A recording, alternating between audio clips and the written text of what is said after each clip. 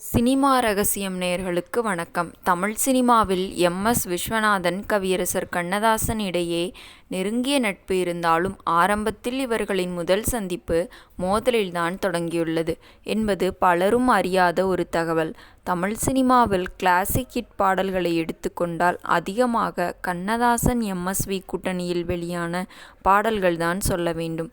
அந்த அளவிற்கு இசையும் பாடலும் இணைந்த இந்த கூட்டணியில் வெளியான பல பாடல்கள் ரசிகர்கள் மத்தியில் பெரிய வரவேற்பை பெற்றிருந்த நிலையில், மனிதனின் அத்தனை உணர்ச்சிகளுக்கும் கண்ணதாசன் தனது வரிகள் மூலம் உயிர் கொடுத்துள்ளார்.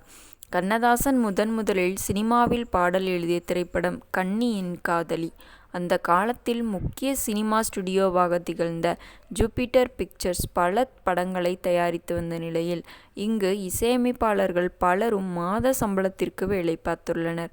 அந்த இசையமைப்பாளருக்கு உதவியாளராக இருந்தவர் எம்.எஸ். விஸ்வநாதன். பாடல் எழுத வரும் கவிஞர்களுக்கு டியூனை வாசித்து காட்டி பாடல் எழுதி வாங்கிக் கொள்வதுதான் எம்.எஸ்.வியின் வேலை.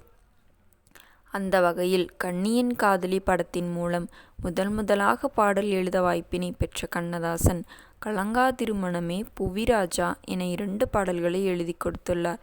இந்த 2 பாடல்களும் எழுதி முடிக்கப்பட்ட பின் மெட்டு போடப்பட்டுள்ளது. ஆனால் 3வது பாடல் மெட்டு அமைத்து அதற்கு பாடல் எழுதுமாறு கூறியுள்ளார்.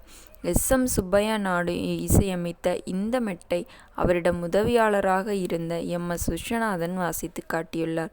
இதற்காக பாடல் எழுத முயற்சித்த கண்ணதாசனுக்கு சரியாக வார்த்தைகள் அமையாத நிலையில் 3 நாட்களாக போராடியுள்ளார். இந்த புது பையன் பாடல் எழுதி கொடுக்கவில்லை என்று யூனிட்டில் இருந்த அனைவருக்கும் தெரிந்துவிட்டது.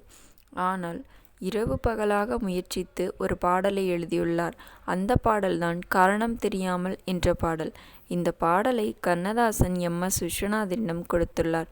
இதனை பார்த்த எம்.எஸ். விஸ்வநாதன், காரணம் தெரியாமல் உள்ளம் களிக்கொண்டே கூத்தாடுதே என்ற பல்லவியை வாசித்து பார்த்துவிட்டு, மெட்டுக்கு சரியாக பொருந்தியது. ஆனால் அது என்ன களிக்கூத்து என்று இந்த வார்த்தைகளை மாற்றி தாருங்கள் என்று கூறியுள்ளார். அப்போது அந்த வழியாக வந்த அப்போதைய முன்னணி கவிஞரான உடுமலை நாராயணகவி, காரணம் தெரியாமல் உள்ளம் சந்தோஷம் கொண்டாடுதே, இதை வாசி என்று கூறியுள்ளார். உடுமலை நாராயணகவியின் இந்த வார்த்தைகளை கண்ணதாசன் கடைசி வரை கடைபிடித்துள்ளார். முதலாக பாடல் எழுதிய கண்ணதாசனுக்கு மெட்டு வாசித்து காட்டிய எம்.எஸ்.வி. பாடல் நன்றாக இல்லை, மாற்றுங்கள் என்று சொல்ல, இவர்களின் முதல் சந்திப்பே மோதலில் முடிந்துள்ளது. அதன் பிறகு பின்னாளில் கண்ணதாசன் எம்.எஸ்.வி. இடையே நெருங்கிய நட்பு உருவாகி பல ஹிட் பாடல்களை கொடுத்துள்ளனர் என்பது குறிப்பிடத்தக்கது. கண்ணதாசன் தயாரித்த மாலையிட்ட மங்கை திரைப்படத்தில் இடம்பெற்ற செந்தமிழ் தேன்மொழியாள் என்ற பாடல் இருவரையும் உச்சத்திற்கு கொண்டு சென்றது. இது போன்ற சுவாரஸ்யமான சினிமா தகவல்களை பெற வேண்டுமென்றால் உடனடியாக நமது சினிமா ரகசியம் சேனலை சப்ஸ்கிரைப் செய்து கொள்ளுங்கள்.